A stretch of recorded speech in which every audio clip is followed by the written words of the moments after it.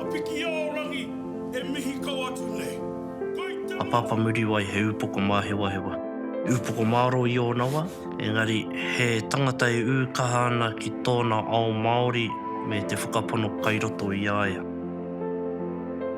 Ko ia te pautuku manoa tō mātou whānau. Mua māue i rāmatu, teina, tuakana. Ko ia te pau o te whānau. He kaha ia ki te whakakata i a mātou. He tino kaitiaki ia. Ka tino rongo koe i te haumarutanga. Ko tāna aronga matua ko te oranga tonutanga o te whānau.